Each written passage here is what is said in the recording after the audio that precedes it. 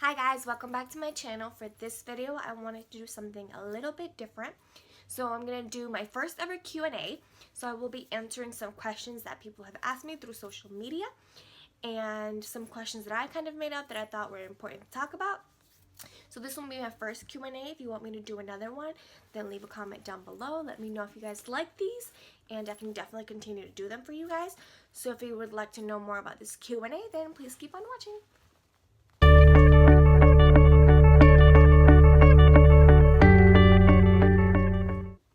Okay guys, so let's get started. I have the questions written down here. It's only a quick 5 questions, but maybe I'll do more in the future. Let me know.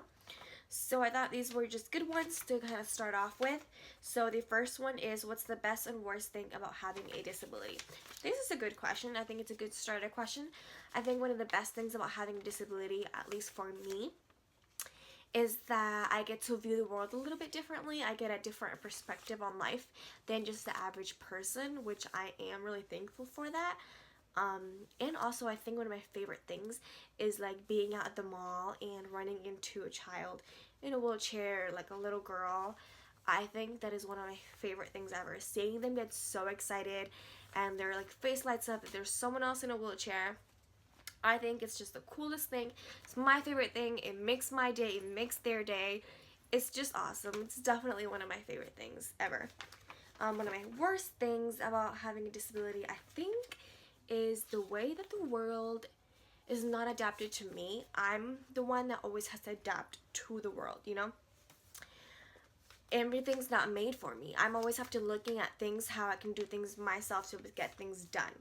You know, like public access, I used to think that it was just common sense, like public access, anyone could go in, anyone could do this. But unfortunately the world doesn't work that way. Not everything is handicap accessible in the world, unfortunately, but we are getting there. But I definitely think that's one of the worst things about having disability. It's just kind of society and how it views people with disabilities. I think oftentimes they kind of view us in a negative light, but I think the world is changing with that. I think society is changing with that, so I'm pretty happy. Number 2, what is your number 1 pet peeve? So if you know me, you're probably going to know what my number 1 pet peeve is. My number 1 pet peeve is when people that don't need handicap parking spots park in handicap parking spots. So I've been dealing with this a lot since I started driving, especially in school. People just kind of to class. They just kind of just park there because they think that it's fine and no one's ever going to use it. But there are people that like me that really do need to use it and depend on it, because not necessarily because it's closer, but because there are the lines next to the parking spots, and I need that space so I can get my wheelchair out of my driver's seat. You know, I need that space so I can put my wheelchair together, because if I don't, I can't get out of my car and I can't go to where I need to go. Also, it's really frustrating when I would go park, get out, get my wheelchair, go somewhere, come back to only find a car parked right next to mine, blocking me, so I can't even get into my car. I think that's definitely super frustrating. It's just rude. You know, have some, good manners. You know, if you're not supposed to use it, please don't. I think it's just common courtesy to just kind of stay away from that. There are people that really do need it, like me and others, so I think it's just to be careful with that kind of stuff. Number 3, one thing that people shouldn't say to others in wheelchairs. Okay, so I think there are a lot of things that people shouldn't say to others in wheelchairs, but one thing I think it's fine to ask someone what kind of disability they have or why are they in a wheelchair. I mean, if you're just meeting me for the first time and you're like, hi, how are you? What disability do you have? It's kind of awkward because, I mean, we just met. But I feel like there's an okay way to ask and a not so okay way to ask. I feel like it's okay to be like, hey, what kind of disability do you have? I'm curious. That's fine, I'll tell you. I have no problem with that. But if you come up to me and you ask me what's wrong with you, I think that is extremely rude and offensive.